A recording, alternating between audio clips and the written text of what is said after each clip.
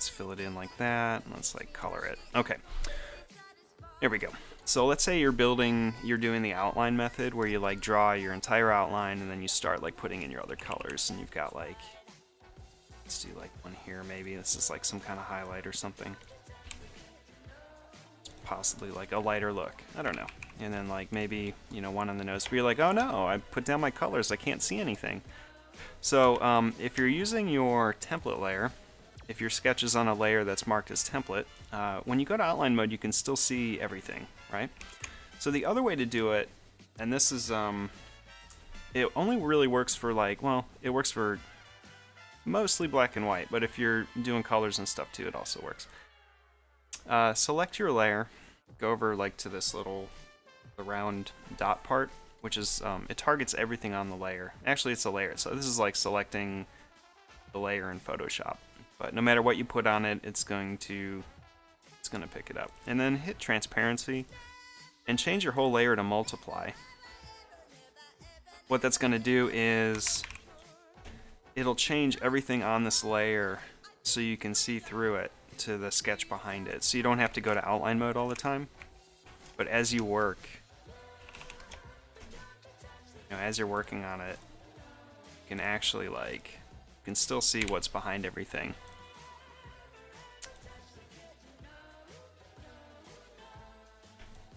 So if we've got, I need to fill in more colors. It's just, this is really sloppy.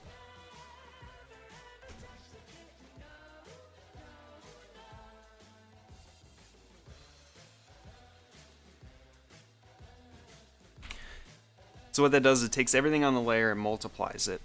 And the reason I was about to say it works for almost everything is if you're working with like really dark colors, it makes it challenging to see through it because your layer is set to multiply. So if you're working with white, it's cool, or lighter colors, it works fine. But if you're working in darker colors, it's harder to see. So it just depends, really. Let's go like orange. I never heard that before. This would be like something like that, you know. Maybe yellow.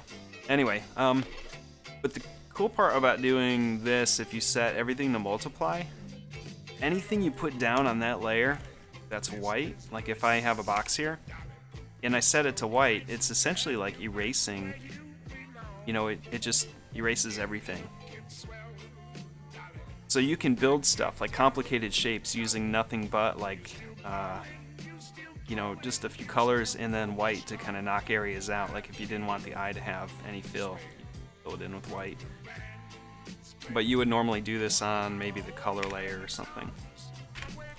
Anyway, that makes more sense. It's I'll do that much more when I'm working on like certain types of Mascot projects and things.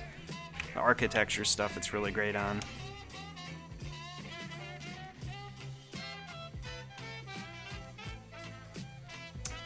But anyway, that's kind of a cool trick. We can even leave it like multiply, but you have to remember, you know, to turn it off when you're done. Go back to normal. But the benefit of that, let me just, one more illustration.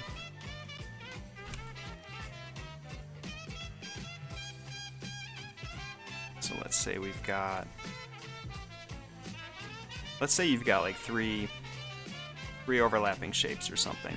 If you were to actually set each one of those to multiply, let's change this color.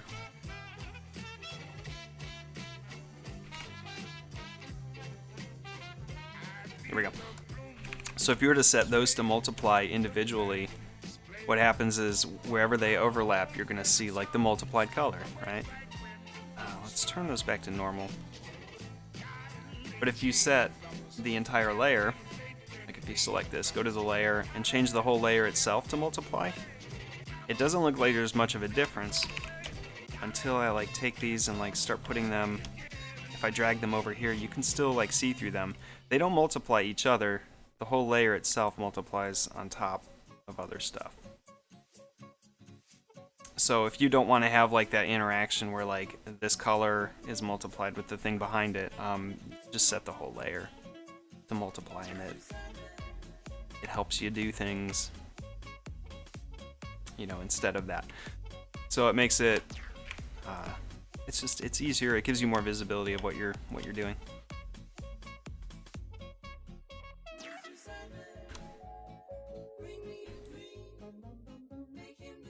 Okay, let's try this tail. See what we can do with that. I'm gonna go ahead, copy this. We're gonna crop it. I just want to get like only the tail part. I think I'm gonna use this one as a guide. This will wind up being like an emote or something, like a miniature version of just the fox's tail. So we can, let's try and incorporate like this sort of shape here. Ciao. Yeah, enjoy your day. Enjoy your Saturday. It's late afternoon for you right now, isn't it?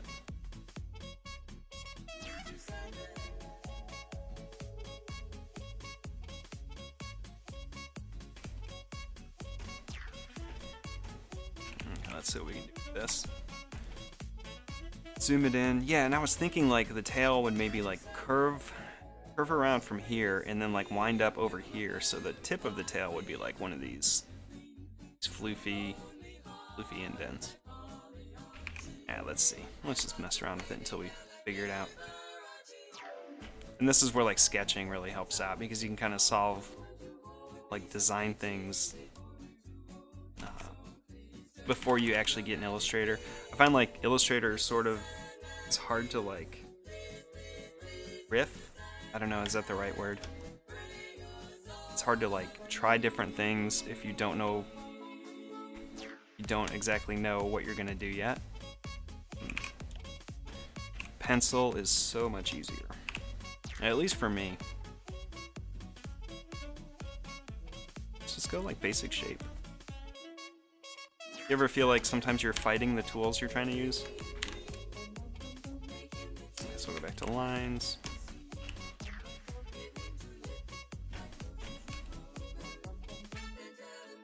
So we're gonna be looking for like, I don't want to have too much weight because I don't want to take away from like the rest of it.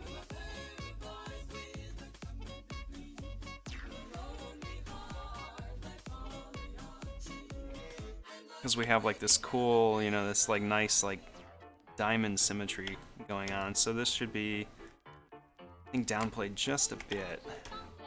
Let's have it meet up with like the chin maybe. So we'll find the anchor and pick it up here.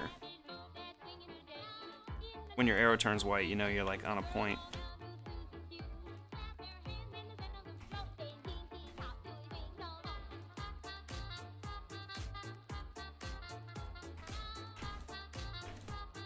And like it may not work at all. Like we might get 20 minutes in trying to figure this out and be like, no, it's not really gonna, I don't know if it'll work.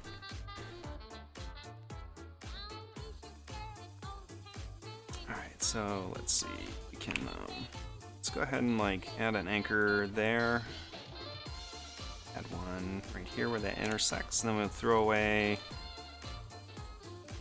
Let's throw this part away.